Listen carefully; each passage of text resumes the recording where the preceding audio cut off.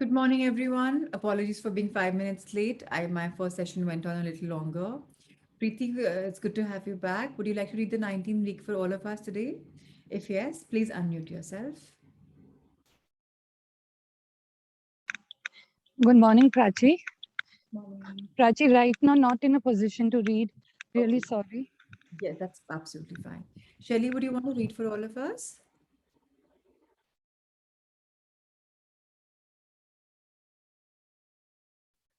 Okay, if not, then let me just do it. All right. Okay. Dreaming for truth. If you are so much more than you realize, although you are now quickly grasping your totality, this week you explore another exciting aspect, your dreams. Everyone is fascinated by dreams. Scientists explore the physiology of dreaming.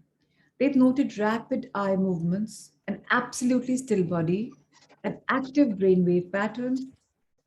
Psychologists look to dreams for analysis to probe deep into the subconscious. Some mystics consider dreams a communication from spirits. Yet, with all the probing, study, and discussion, dreams remain largely a mystery. Indeed, they do. You might say that they are under state of consciousness. Your waking state is one and dreams are another. While you dream, you live that dream. Its delights and fears seem real to you. The experiences are acted out in your mind. For years, mankind has recognized the vast subconscious mind, that huge reservoir of your total input of thoughts and experience. It is your personal computer. It is that part of your mind that you program so you can, sorry, so you can go on automatic pilot much of the time. This vast subconscious mind stores the thoughts, ideas, and convictions you give to it. And it is this mind that you use to manifest experiences. This is the reason you can seriously doubt about your own thoughts manifest your experience. I am poor, but I don't want to be poor. I think rich. You say, fine. But as long as your personal computer says you're poor, that subconscious thought is what you'll manifest. You have subconscious thoughts about everything you experience. Of course, you have some subconscious thoughts too. As you become more and more whole, the greater the role your conscious thoughts play. At wholeness, when you are fully integrated with your higher self and your thoughts are one with God's thoughts, you have whatever you consciously think. The subconscious is your ever obedient servant for whatever you decide to think. Until you reach that point of wholeness, a lot of experiences come from your being an automatic pilot. You experience what you've programmed.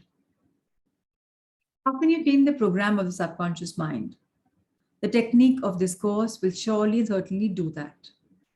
You receive from your higher self the thoughts that need correcting. You verify with your higher self your true desires and learn what thoughts you have said that stand in your way.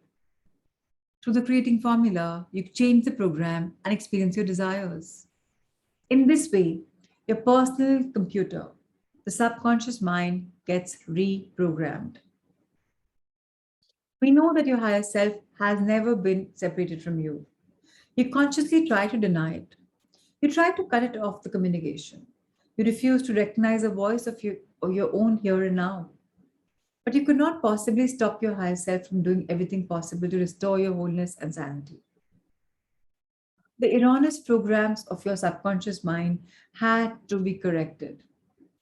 Since you refused its inputs while you were awake, the reprogramming suggestions were made while you were asleep through dreams. Dreams are your higher self speaking softly, with love, to your subconscious mind. Dreams expose erroneous nature of your thinking and they gently suggest corrections. In that way, your thoughts can change and experience can improve. Of course, your experience of a nightmare might overshadow its softness, its love, or its divine purpose. The language between your higher self and your subconscious mind is different than the language of your waking state. Dreams use a different language of symbols.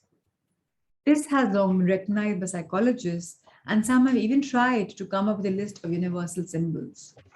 Unfortunately, such lists have only served to discredit the idea of your dream symbols. They're not universal.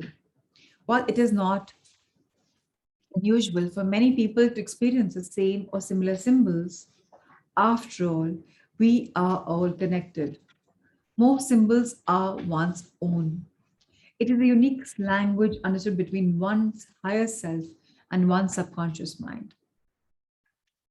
If your dreams could be understood, they would give you a clear picture of some of the thoughts you need to be correct, in tune with God's thoughts. But how can they be understood? It's easy.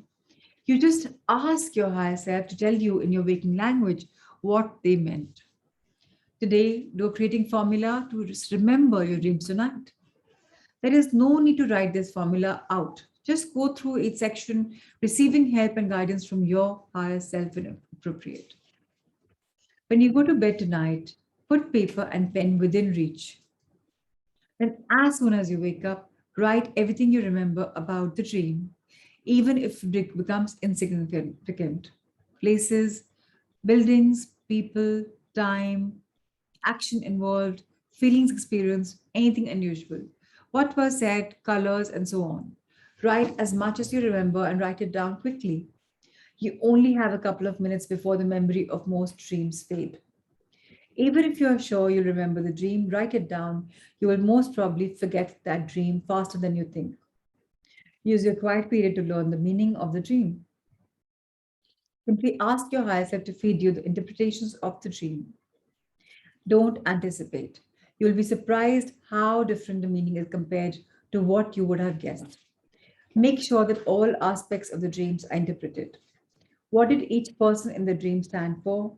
What did each building signify? Did the time have any significance? What did the activity mean? Etc. After you think you have the complete interpretation, ask, is that all? Keep going with the interpretation until you get a clear signal. Then go on to step further. Find out what creating formulas would hasten the programming called for the dream. This is important. It is your chance to take conscious control of the process. After your quiet period is finished, write out the dream interpretation and on a separate sheet, write down all the symbols used and what they mean. You may find that the same symbols have different meaning in different dreams. Then finish the daily project by saying the creating formula brought to light by the dream analysis. Again, there's no need to write out these formulas. By now, they are quite natural for you. During your activity this week, make a conscious effort to live your life with the new programming you know has come about by means of the dreams, their analysis, and the creating formulas. Expect new and wonderful ideas and experiences. How wonderful.